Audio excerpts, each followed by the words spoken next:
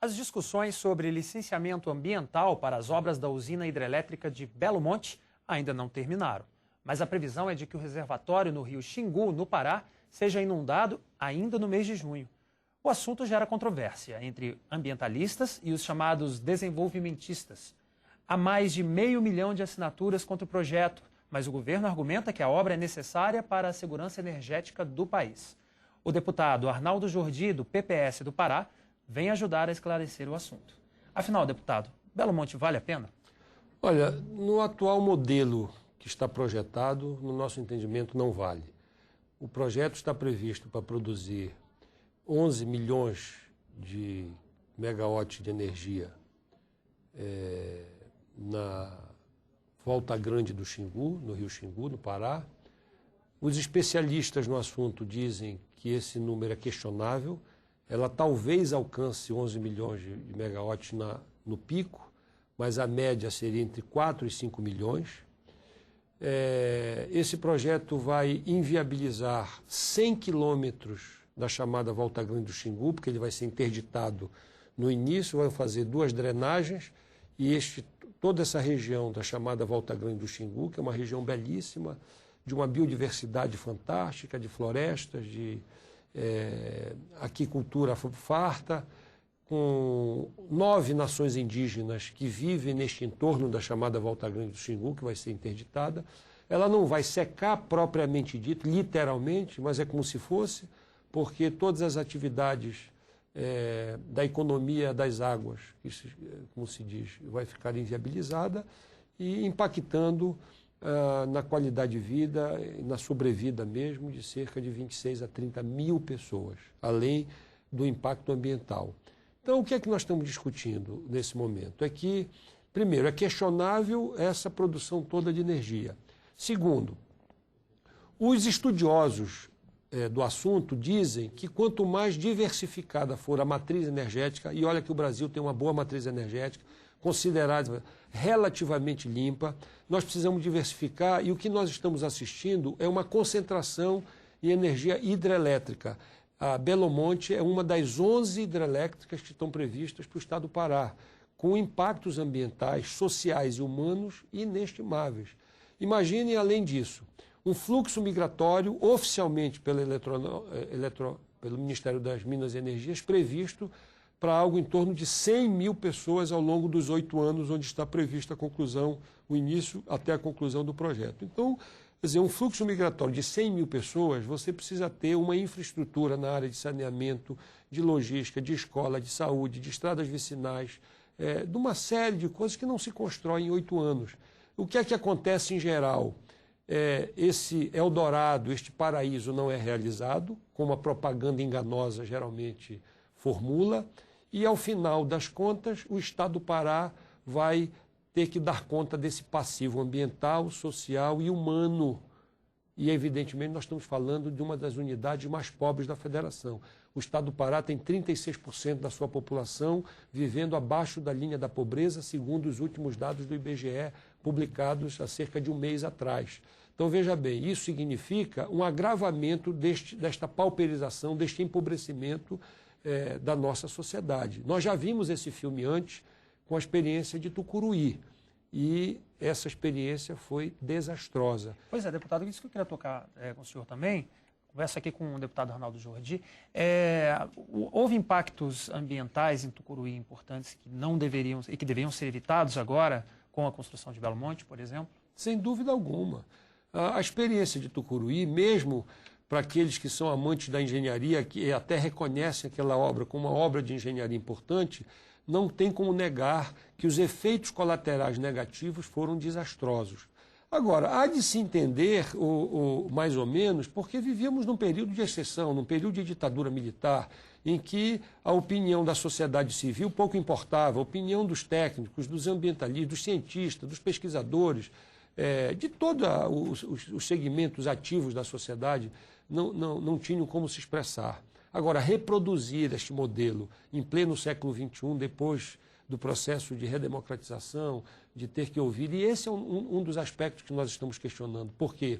O ordenamento jurídico brasileiro evoluiu para alguma coisa positiva, que é esses grandes projetos que supostamente vão gerar impactos ambientais, humanos e sociais, eles precisam ter como prerrogativa, como preliminar, como pressupostos, estudos de impacto ambiental. Eia rima, estudos de impactos sociais, estudos de impactos humanos.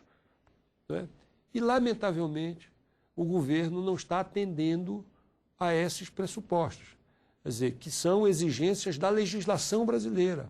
Quer dizer, esses estudos de impacto ambiental não estão ainda concluídos. O próprio presidente do IBAMA reconhece isso. O Ministério Público Federal já promoveu 11 ações contra esses licenciamentos, exatamente porque esses estudos, e todas dessas ações todas, 4 ou 5 já receberam inclusive liminar favoráveis de juízes de instâncias diferentes. O que significa que, no mérito jurídico, há absoluta pertinência do Ministério Público em exigir, até para que, se for o caso, o Estado possa compensar esses efeitos colaterais negativos, reduzir ao máximo esses impactos humanos, sociais e ambientais, para que o projeto tenha o que se chama, é uma expressão da moda, a tal da sustentabilidade. É exatamente isso que nós estamos questionando. Quer dizer, este modelo é questionável sobre esses 3 aspectos. Não é certo que vá produzir esta vantagem toda para a matriz energética brasileira. Segundo, o desenho, o tamanho desses impactos ambientais, humanos e sociais ainda é imprevisível, porque esses estudos que são obrigatórios não foram feitos. E o terceiro aspecto, é importante que a gente possa ter, ao máximo, políticas compensatórias para que os danos ambientais, humanos e sociais sejam os menores possíveis. Que vai gerar algum dano, qualquer intervenção. Eu sempre digo, o Greenpeace, quando abre o computador para fazer alguma denúncia de agressão ambiental, já está gerando impacto ambiental, por menor que seja. Não está se discutindo isso. Mas quando está se discutindo o tamanho desses impactos. O governo argumenta, deputado Arnaldo Jordi, que essa geração de energia é vital para a manutenção da segurança energética do país, para se evitar supostos apagões no futuro, não está calcado em estudos também? Pode estar. Quer dizer, há um déficit na matriz energética brasileira, sem dúvida alguma. Isso não vem de agora, já vem de algum tempo. E vem se perpetuando essa situação.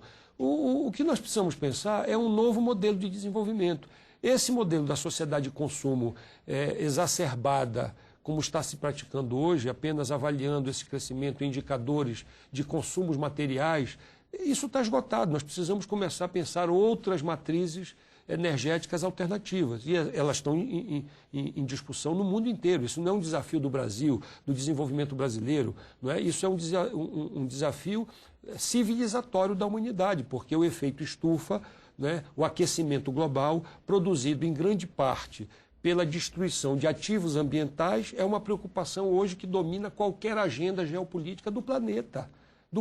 Então, o Brasil precisa se consorciar nessa preocupação para avaliar que outras produções de energia alternativa a essas tradicionais pode ser apostada e como é que a gente pode diversificar ao máximo, tá certo? Não é aconselhável pelos estudiosos do assunto que um país, uma sociedade qualquer, fique refém da concentração de uma única modalidade de geração de energia. Porque, ainda mais na energia hidrelétrica, que depende de efeitos naturais, de fenômenos naturais, de uma série de coisas. Então, nós precisamos diversificar.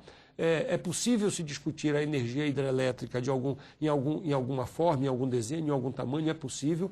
O que nós não podemos aceitar é esta modelagem que está sendo proposta para a hidrelétrica de Belo Monte, porque isso, de certa forma, reproduz o mesmo entendimento, a mesma formatação do que aconteceu em Tucuruí. Veja bem, só para lhe dar um dado que todos têm conhecimento.